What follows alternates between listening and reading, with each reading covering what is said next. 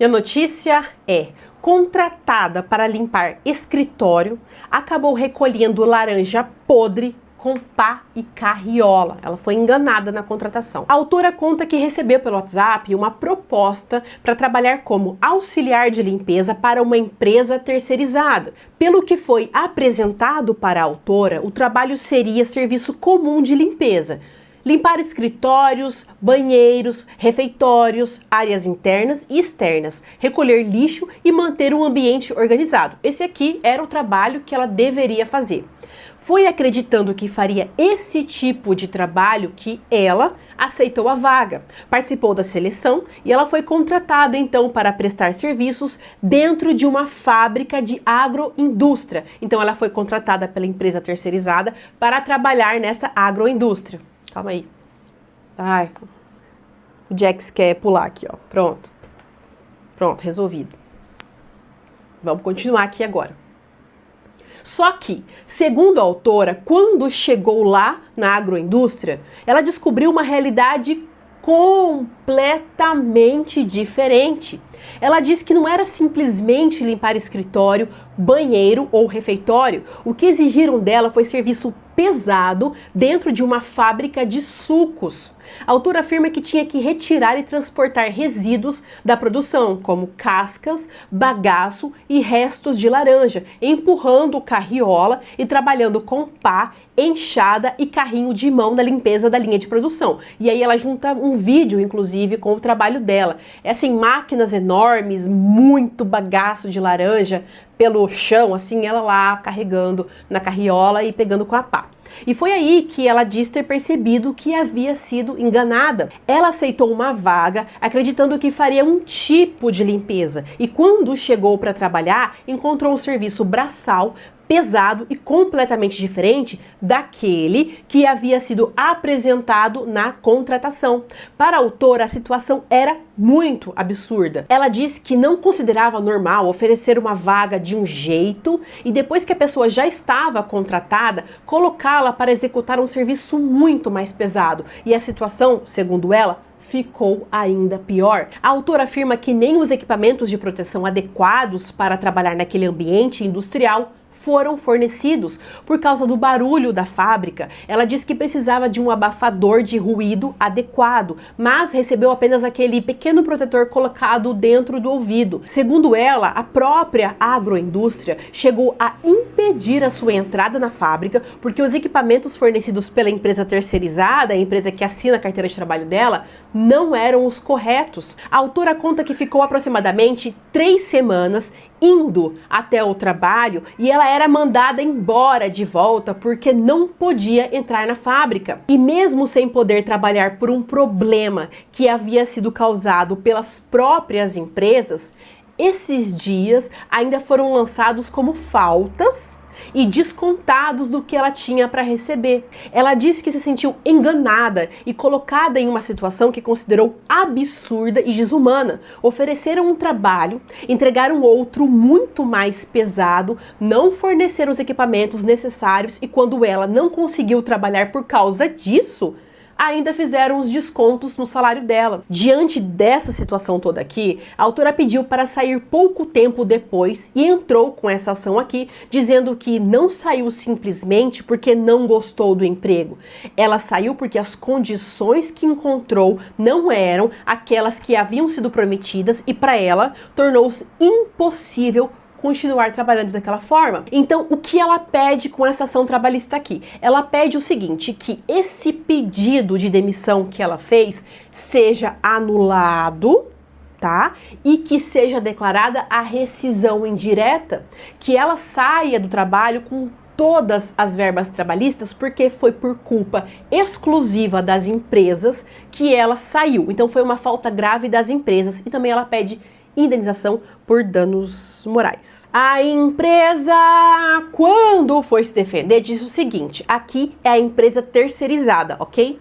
Essa ação aqui, a empresa falando, Essa ação aqui faria parte de um grupo de processos ajuizados em série pelo mesmo escritório, com petições praticamente iguais. Inclusive, citou outros processos que, segundo a empresa, teriam textos e pedidos muito semelhantes. Para a empresa, isso seria uma prática de advocacia predatória, que é quando há o ajuizamento de muitas ações de forma padronizada, sem que cada caso seja tratado de acordo com a situação específica daquele trabalhador. Então aqui a empresa começa dizendo que houve vários processos iguais contra a empresa vindo do mesmo escritório de advocacia.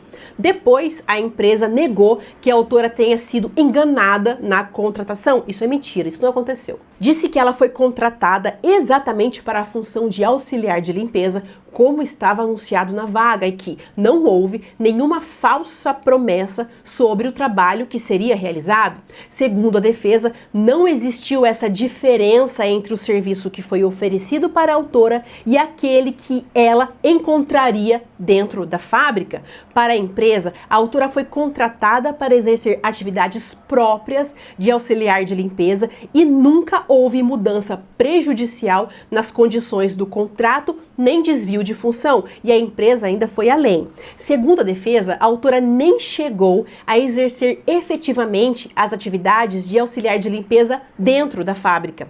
A empresa afirmou que o contrato durou poucos dias e que durante esse período a autora teria participado apenas de integrações, ou seja, aqueles procedimentos e orientações feitos antes de o empregado começar efetivamente o trabalho. Por isso, para a empresa, não faria sentido a autora dizer que foi obrigada a transportar cascas, bagaço e restos de laranja, trabalhar com pá, enxada, carrinho de mão ou exercer atividades diferentes dasquelas para as quais havia sido contratada.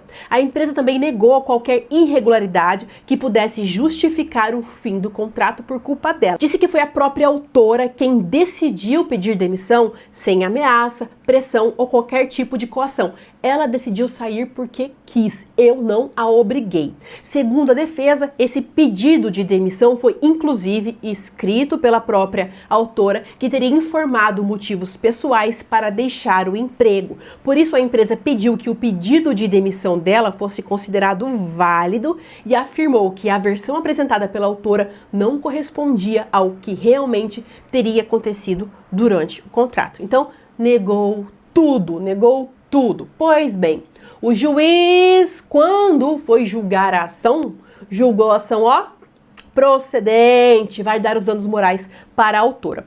O juiz entendeu que a autora realmente tem razão. Para chegar a essa conclusão, ele considerou o depoimento de uma testemunha ouvida em outro processo muito parecido, envolvendo a mesma situação.